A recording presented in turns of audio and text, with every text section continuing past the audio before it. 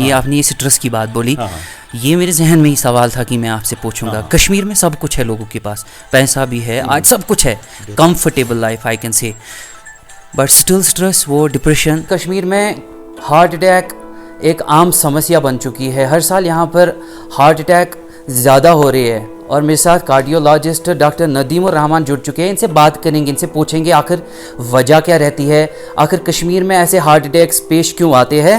सीधा रुख करेंगे डॉक्टर नदीमुर रहमान की ओर। फर्स्ट ऑफ ऑल आप मेरे पास आए, मुझसे राय मांगने आए, थैंक्स फॉर दैट। तो हार्ट अटैक ये जो टर्म है, पहले हम समझे हार्ट अटैक होता क्या है। हार्ट अटैक का मतलब है कि it is a manifestation of coronary artery disease.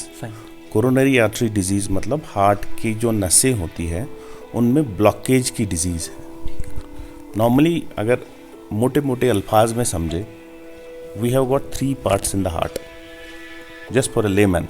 एक तो वेसल्स होती है, हार्ट की वेसल्स। दूसरा होता है हार्ट की मसल, ठीक है। तीसरा हार्ट की वायरिंग होती है। ये 3 ब्रॉड एलिमेंट्स होते हैं कार्डियक सिस्टम के। वो हार्ट की मसल जो होती है वो उसका काम होता है कंट्रैक्शन करना। हार्ट की पंपिंग फंक्शन उसी की वजह से होती है। हार्ट की मसल कंट्रैक्ट होती है तो हार्ट पंप करता है ब्लड को। दूसरा होता है हार्ट की वेसल्स। हार्ट की वेसल्स मतलब हार्ट की नसें जो है, आर्टरीज जो है, जो हार्ट की मसल को ब्लड सप्लाई करती है। वो 3 होती हैं, राइट साइड से 1 और लेफ्ट साइड से 2 होती हैं। किसी भी कारणवश उनमें ब्लॉकेज आए, यूजुअली कोलेस्ट्रॉल का जमाव अंदर से हो जाता है, उनमें ब्लॉकेज आ जाती है, या 1 वेसल में, 2 वेसल में, या तीनों वेसल में, तो हार्ट के मसल को ब्लड सप्लाई बंद हो जाती है, तो उसको हम हार्ट अटैक बोलते हैं, ठीक है। तो तीसरा होता है, जैसे मैंने आपको बोला, हार्ट की वायरिंग की प्रॉब्लम। हार्ट की वायरिंग जो होती है, जो हार्ट का जो मतलब रिदम अपनी एक होती है, उनमें अगर एबनॉर्मलिटी हो तो उसको रिदम डिसऑर्डर बोलते हैं। मतलब हार्ट रेट ज़्यादा होती है, कम होती है, वो हार्ट के वायरिंग की प्रॉब्लम होती है, ठीक है। तो हार्ट अटैक मीन्स हार्ट के नसों की बीमारी है। हार्ट के नसों में अंदर से ब्लॉकेज आ जाती है। तो ये 2 तरह से आ सकती है, या तो एकदम से ब्लॉकेज आ जाए, सडन कट ऑफ हो जाए ब्लड सप्लाई, जो हार्ट अटैक होता है, या थोड़ा थोड़ा जमाव करके, थोड़ा थोड़ा कोलेस्ट्रॉल जमाव करके फाइनली ब्लॉकेज हो जाती है। उस सूरत में पेशेंट को एंजाइना होता है, चलने से चेस्ट में पेन होती है, सांस फूलती है, उसको एंजाइना हम बोलते हैं। जिसको टिपिकल एंजाइना होता है, स्टेबल, अनस्टेबल एंजाइना, बहुत से टाइप्स होते हैं। तो डॉक्टर साहब, there are 2 terms, one is cardiac heart attack and heart attack. What is the difference between? एक हार्ट अटैक है, दूसरा कार्डियक अरेस्ट है। हार्ट अटैक मैंने आपको बोला, heart attack means blockage of the heart vessels, arteries में blockage आ जाए, उसकी वजह से हार्ट अटैक आ जाता है। तो किसी पेशेंट का अचानक से हार्ट अटैक आएगा? नहीं, अब कार्डियक अरेस्ट जो है, कार्डियक अरेस्ट हार्ट की धड़कन, हार्ट का बीट करना अचानक से बंद हो जाए, अरेस्ट हो जाए, उसको हार्ट कार्डियक अरेस्ट बोलते हैं, ठीक है। और हार्ट अटैक उसका एक काज है, उसके दीगर बहुत से काजेस है, हार्ट अटैक भी एक काज है, ठीक। हार्ट अटैक की वजह से कार्डियक अरेस्ट हो सकता है। हार्ट की दूसरी बीमारियों की वजह से भी हार्ट रुक सकता है, और heart attack is one of the causes of cardiac arrest. समझ आ रहा है आपको? सो हम जब ये बात करते हैं हार्ट अटैक की, we speak in terms of cardiac risk factors. Cardiac risk factor मतलब वो फैक्टर जिसकी वजह, जिसके होने से एक इंडिविजुअल में हार्ट डिजीज होने का खतरा ज़्यादा होता है। इसमें जेनेटिक रिस्क फैक्टर भी होते हैं और नॉन जेनेटिक रिस्क फैक्टर भी होते हैं। तो क्या मेन कारण क्या हो सकते हैं आपकी हार्ट, फॉर एग्जांपल एक पेशेंट की हार्ट डिजीज स्टार्ट हो गई, हाँ। तो क्या कारण हो सकते हैं? वही मैं कह रहा हूँ आपको, रिस्क फैक्टर्स। रिस्क फैक्टर मतलब एक तो किसी की फैमिली हिस्ट्री में जेनेटिक हिस्ट्री है कि उसके फादर में हार्ट अटैक हुआ है, मदर में हार्ट अटैक हुआ है, तो उसमें हार्ट अटैक होने का खतरा ज़्यादा रहता है। तो जेनेटिक्स, हाँ, जेनेटिक्स वेरी इंपॉर्टेंट। दूसरा होता है कि हमारा जो एक्वायर्ड रिस्क फैक्टर है, हाइपरटेंशन है, डायबिटीज़ अनकंट्रोल्ड है, डिसलिपिडीमिया है, मतलब कोलेस्ट्रॉल और दूसरे फ्रैक्शंस का बढ़ जाना है, ओबेसिटी है, स्ट्रेस है, सिगरेट स्मोकिंग है, ये सारे रिस्क फैक्टर्स होते हैं। जब ये सारे एक बंदे में रिस्क फैक्टर होते हैं, ऊपर से जेनेटिक टेंडेंसी भी होती है, तो हार्ट के वेसल्स में अंदर से कोलेस्ट्रॉल का जमाव स्टार्ट हो जाता है। तो it starts nowadays we speak in terms of LDL years. पहले हम बोलते थे LDL cholesterol basically we speak in yes. Cholesterol जो है कि एक एलडीएल है, LDL is also called bad cholesterol. HDL is another type of cholesterol, that is good cholesterol. cholesterol. HDL ज़्यादा होना चाहिए, LDL कम होना चाहिए। तो HDL is just like it is cardio protective, heart के लिए प्रोटेक्शन है। तो देखा गया है कि इंडिया में कॉमनेस्ट का जो स्टडीज़ हुई उसमें देखा कि जो लो HDL है उसके कारणवश ज़्यादा हार्ट अटैक होते हैं compare to high LDL। High LDL भी है, लेकिन हमने जो इंडियन डिस्लिपिडी में स्टडीज़ है उनमें दिखाया कि आपका जो HDL है वो कम है, और HDL को बढ़ाने के लिए दवाइयाँ है ही नहीं जिनका एविडेंस हो। देते हैं हम दवाइयाँ, उसका सिर्फ यही है कि आप एक्टिविटी करो, जितना आप फिजिकल एक्टिविटी करोगे HDL बढ़ जाएगा और हार्ट की प्रोटेक्शन बढ़ तो जाएगी। जेनेटिक्स के साथ साथ आप अभी बोल रहे थे कि हार्ट अटैक जेनेटिक्स भी हो सकता है, जेनेटिक भी हो सकता है, उसके साथ साथ क्या आप मानते हैं कि कोलेस्ट्रॉल भी मेन काज हो सकता है हार्ट अटैक के लिए? कोलेस्ट्रॉल में इसी के बारे में हम बात कर रहे हैं कि कोलेस्ट्रॉल के अब दो, मतलब वी हैव टू थिंग्स।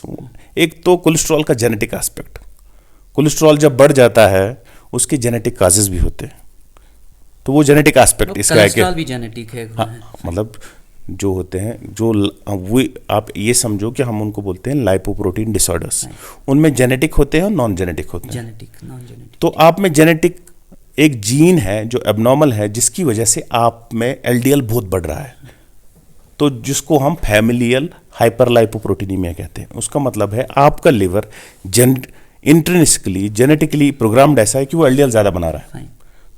वो जेनेटिक फैमिलियल हाइपरकोलेस्ट्रॉलेमिया होता है। दूसरे फैमिलियल लिपिड डिसऑर्डर्स होते हैं। दूसरा ये है कि जब आप इनएक्टिविटी मतलब में रहोगे, एक्टिविटी नहीं है, ये आपको डायबिटीज़ है, आपको हाइपोथायराइडिज्म है, उसकी वजह से भी कोलेस्ट्रॉल बढ़ जाता है।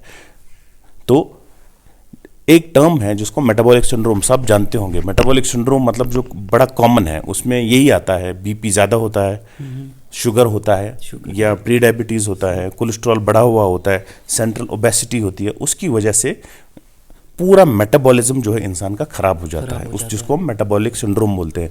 जब मेटाबॉलिक सिंड्रोम होता है तो उसमें उस इंडिविजुअल में हार्ट डिजीज़ या हार्ट अटैक होने का खतरा ज़्यादा रहता है। लोगों में हार्ट अटैक आ रहा है, फॉर एग्जाम्पल किसी पेशेंट का हार्ट अटैक आने वाला है, क्या उससे पहले कुछ समय पहले या 3, 4, 5 मिनट पहले कोई सिम्टम आ रहा है या कोई साइन आ रहा है कि इस पेशेंट का हार्ट अटैक होने वाला है? हाँ, तो जैसे मैंने आपको बोला, in cardiology we speak in terms of cardiac risk factors.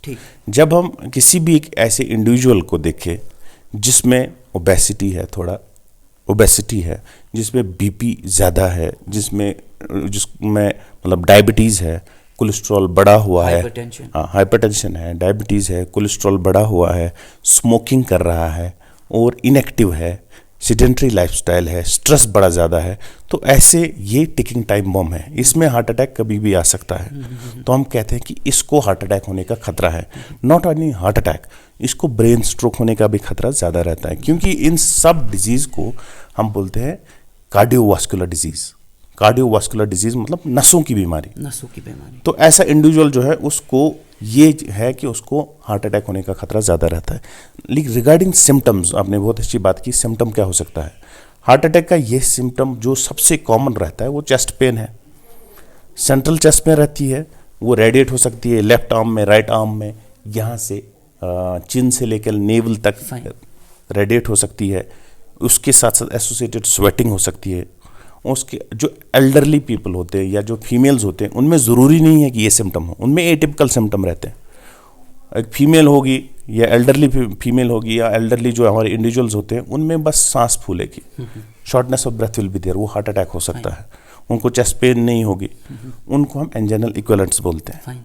ठीक है, तो symptoms can very across different age groups. In elderly females there can be only shortness of breath or there can be only sweating, there will be no frank chest pain.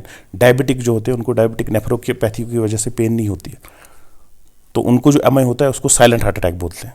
Silent heart attack मतलब उसमें chest pain नहीं रहती, उनको heart attack होता रहता है, उनको पता ही नहीं चलता, that is a silent MI। तो एक कार्डियोलॉजिस्ट डॉक्टर नदीम उर रहमान हेल्दी हार्ट के लिए क्या एडवाइस करते हैं? देखिए, हेल्दी हार्ट, जैसे कि मैंने आपको बोला, हम बातें हर कोई मतलब social media you will see many posts, you will see people talking about these things, लेकिन प्रैक्टिकली जो मैटर करता है, प्रैक्टिकली यही जो रिस्क फैक्टर है इनको कंट्रोल करना है। अगर हम इनएक्टिव है तो एक्टिविटी बढ़ानी है। डेली हमको एटलीस्ट 45 to 1 आवर कोई भी एक्टिविटी करनी है जो आपके तबीयत को सूट करती है। ये नहीं कि आप ये करो वो करो, मॉर्निंग वॉक करो, इवनिंग वॉक करो, ये these are immaterial things. Activity करनी है, एक्टिविटी बढ़ाना है। At least you should do 1 hour walk per day, और 1 hour नहीं 45 minutes वॉक पर डे।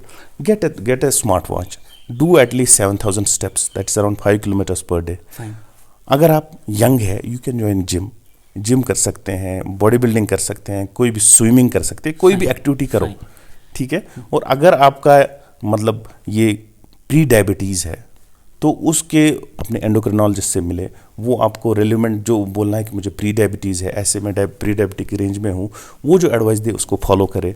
अगर शुगर ऑलरेडी हुआ है उसको कंट्रोल करना है, बीपी को कंट्रोल करना है, पॉजिटिव लाइफस्टाइल रखना है, पॉजिटिव वाइब्स आनी चाहिए, क्योंकि stress is also one of the risk factors. Stress बहुत ज़्यादा है, इंसान सोता नहीं है, नींद कम आती है, स्ट्रेस में। माय पर्सनल क्वेश्चन, ये आपने ये स्ट्रेस की बात बोली, ये मेरे जहन में ही सवाल था कि मैं आपसे पूछूंगा। कश्मीर में सब कुछ है, लोगों के पास पैसा भी है, आज सब कुछ है, comfortable life I can say, but still stress, वो डिप्रेशन, व्हाई देखो स्ट्रेस जो है it is one of the risk factors of heart attack, ठीक है। स्ट्रेस अगर हम ब्रॉडली साइंटिफिकली स्पीकिंग, स्ट्रेस 2 तरह का होता है। एक होता है positive stress, that is also called you stress.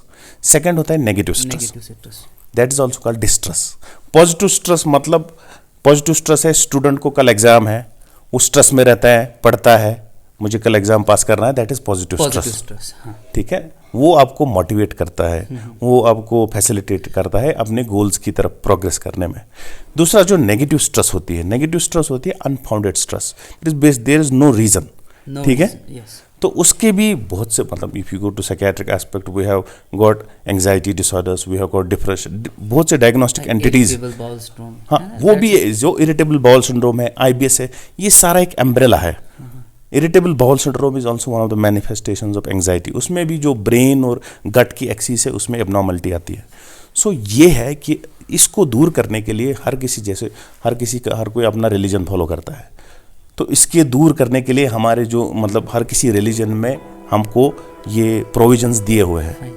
हमारे रिलीजन इस्लाम में अगर नमाज पढ़ते हैं, को हमारे हिंदुइज्म में अपने रिलीजन के हिसाब से हिंदुइज्म में पूजा करते हैं, क्रिश्चियनिटी में चर्च जाते हैं, अपने रिलीजन के साथ जुड़े, जो है अपना रिलीजन, कोई भी मेंटल रिलैक्सेशन एक्टिविटी करे, खुश रहे, फैमिली में जुड़े रहे, अलग थलग ना रहे, these factors are very important. Nadeem साहब बहुत बहुत शुक्रिया हमारे साथ बात करने के लिए। Thanks a lot. इंशाल्लाह आपसे मुलाकात होती रहेगी। तो डॉक्टर नदीम रहमान कार्डियोलॉजिस्ट जो अपने फ़राइज़ मैक्स सुपर स्पेशलिटी हॉस्पिटल में अंजाम दे रही है, हमारे साथ चंद बातें शेयर की। लेकिन आप अगर इस वीडियो को देख रहे हैं तो काइंडली आप भी शेयर करिए ताकि पूरे लोगों तक पहुँचे, क्योंकि ये बहुत इम्पॉर्टेंट बातें थी जो मुझे भी जाननी ज़रूरी थी और आपको भी जानना बहुत ही ज़रूरी है। बहुत बहुत शुक्रिया मेरे साथ जुड़ने के लिए। खुदा हाफिज़।